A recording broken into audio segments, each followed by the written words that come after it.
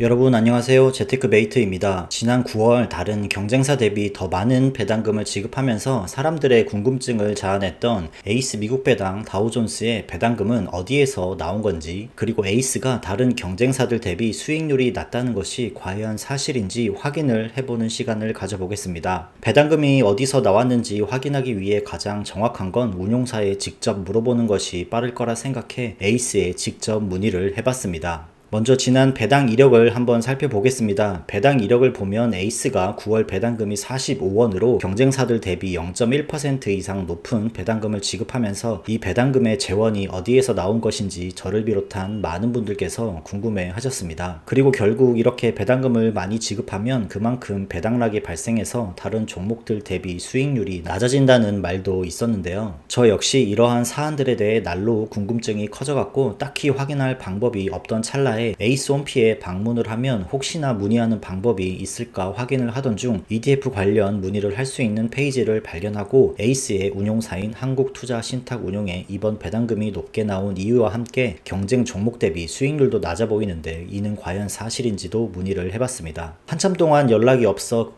그냥 구색 갖추기용으로 페이지만 개설해놨구나 생각하고 포기할 즈음 한투에서 직접 메일로 회신을 해주었습니다. 에이스 담당자에 따르면 타이거가 출시한 6월 20일 기준으로 TR 수익률을 따져보면 경쟁 종목 대비 일부 낮은 것도 사실이라고 밝히면서 배당금을 높게 지급할 수 있었던 이유에 대해서도 언급을 해주었는데요. 기존의 에이스는 분기 배당을 실시했었고 8월부터 월 배당으로 변경을 했는데 기존의 분기 배당을 위해 미리 적립해 두었던 배당금 재원이 있어 현금 유동성이 높은 상황이었고 이를 배당금으로 활용을 하면서 타사 대비 조금이나마 더 높은 배당금을 지급할 수 있었다고 설명을 했습니다. 그리고 다른 종목들 대비 현재 기준으로 TR 수익률이 낮은 건 배당금을 많이 지급할수록 그만큼 배당락이 발생을 하게 되므로 일시적으로 수익률이 낮게 보일 수도 있다고도 설명을 했습니다. 그러나 시간이 지날수록 세계 ETF의 수익률은 거의 동일해질 것이라고 마무리를 지었는데요. 에이스의 설명이 어느 정도 납득이 가면서도 과연 이 말이 맞는 것인가에 대해 제 나름대로 한번 사실 확인을 추가로 해보았습니다. 우선 타이거가 상장한 6월 20일 기준으로 수익률을 비교했을 때 에이스의 수익률이 가장 낮게 나타났는데요. 제가 봤을 때 그 이유는 7월 말 기준으로 에이스는 마지막 분기 배당을 하면서 하루에 3개월치 배당락이 일시에 발생을 했고 이로 인해서 타 종목 대비 주가가 일시적으로 수익률이 낮은 것처럼 보인 것으로 생각됩니다. 그렇다면 모든 종목이 월배당을 실시하게 된 8월부터 수익률을 비교해보면 어떻게 될까요? 8월 1일 기준부터 모든 종목이 월배당을 실시하게 되면서 비로소 동일선상에서 비교를 할 수 있게 된 것 같습니다. 8월 1일 시가부터 10월 16일 종가까지 기준으로 주가 수익률만 따져보면 세 종목 모두 마이너스를 기록했고 그중 에이스가 가장 낮은 하락을 나타냈습니다.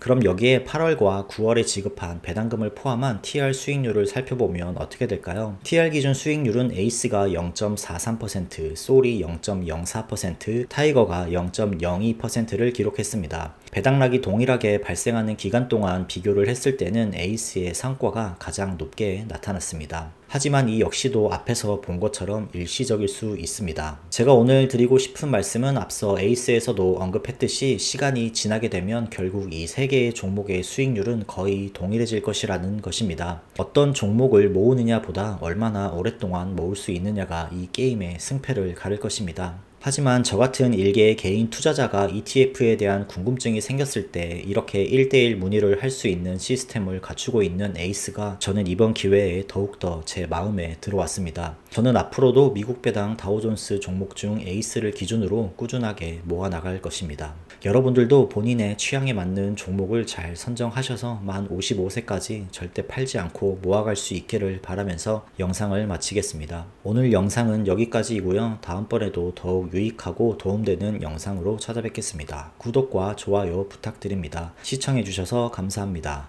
안녕.